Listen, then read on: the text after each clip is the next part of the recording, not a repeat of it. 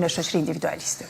Redion, nëse po na dëgjon edhe po besoj ke pas mundësinë me i dëgju edhe dy parafolëset, pajton apo ke mendim ndryshe në ato se çfarë ato thanë?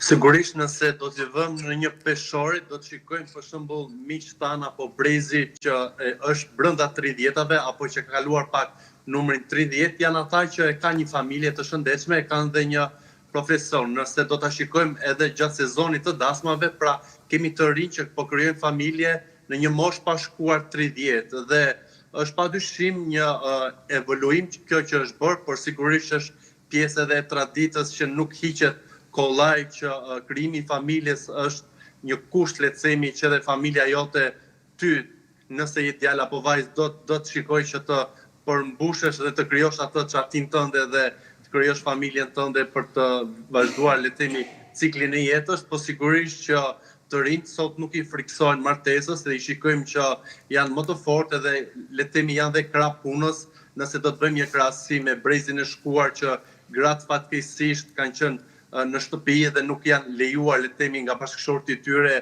që të kenë një profesion apo të kenë një tjetër, le të themi, qasje që të dalin në tregun e punës. Kjo shikohet nëse do të fusim edhe personazhet publike, pasi këta janë dhe ato që sjellin ndoshta edhe një realitet që është i vërtet. Kemi parë artiste, nëse mund të flas me emra, si m'pëlqeu Rovena Stefa, që e ndjen mungesën e krijimit të një familje duke u fokusuar për kaq shumë vite në një karrierë, le të themi, të gjatë, por kjo është specifike nga njerëz, por le të themi në një qasje të përgjithshme kemi një brez të ri që e do martesën, e do krijimin e familjes dhe e do dhe punën që e bën dhe nuk e lë pas dore.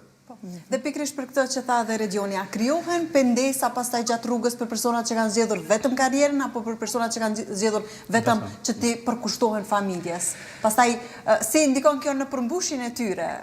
Tash, unë mund të flas në aspektin psikologjik, ndoshta Nora mund të përgjigjet me që është edhe nën, edhe grua.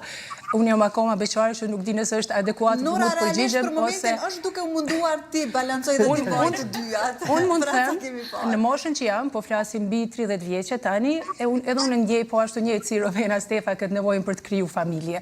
Ndoshta mendoj që kam bërë kulmin e karrierës time edhe që vet aktualizimin që po e quajmë, po në anën tjetër në aspektin emocional edhe psikologjik unë ndjej nevojën për të pas familjen time, megjithëse kam një rreth gjan shoqëror, patjetër që ndihem e përmbushme, prapë se prapë familja ime e ngushtë, bashkëshorti, fëmijët janë një nevojë ose një boshllëk që unë personalisht tani ndjej dhe e kisha krahasu në aspektin shkencor kur flasim për hierarkinë e Abraham Maslow, që është jashtëzakonisht e njohur, flet për përmbushjen e nevojave duke filluar nga ato bazike, që janë nevoja biologjike, deri te nevoja më e lartë që është vetë aktualizimi, tani po flasim për karrierën.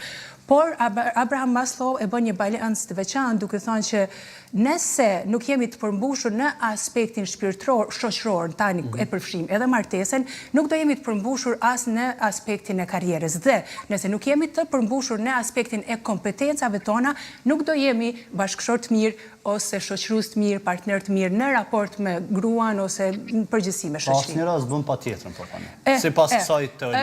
Është një barazpesh që secila e plotson tjetrën. Kështu që një integrim i të dyjave do ishte shumë i shëndetshëm. Nora po arrin që secila ta plotësoj tjetrën apo edhe ke has probleme rrugës. Se përmendë që partneri jot fatmirësisht ka qenë për krahas në rrugtimin tënd ose na ke treguar më herët, nuk e di.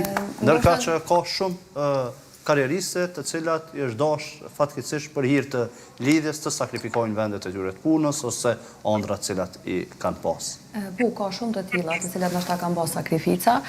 Mirë po unë mendoj jo vetëm për femrat, po edhe për moshkujt, në momentin kur të dy prindërit, në fakt po e cekë si prindër, në një familje, kur të dyt kanë një karrierë dhe kanë të ardhurat të mira, unë mendoj që gjithçka që e bëjmë për familjet edhe për fëmijët tonë.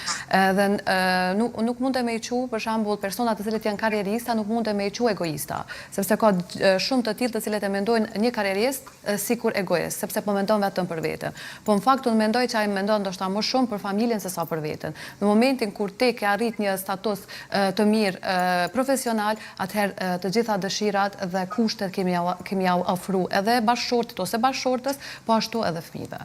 Unë mendoj që të dyja, siç e ceku edhe kolegja, që ndoshta i mbushin boshllëqet e njëra tjetrës. Mirë, po në momentin kur unë prap kthehem ndoshta tek ajo tradicionale, edhe pse vetë jam karrieriste, mirë, po në momentin nëse nuk kisha qenë e përmbushur nga ana familjare, nuk e di a kisha pas vullnetin edhe dëshirën për punën kaq të madhe që e kam. Ndoshta e kisha pas një dëshirë ma tolt për pjesën e punës. Kush janë më problematik në këtë pjesën që mundet me ndiku më pas tek karriera ose në rrethonat e tjera, burrat apo gratë? Ma herët kanë qenë burrat, se do me thonë femrat nuk e kanë pas për krahje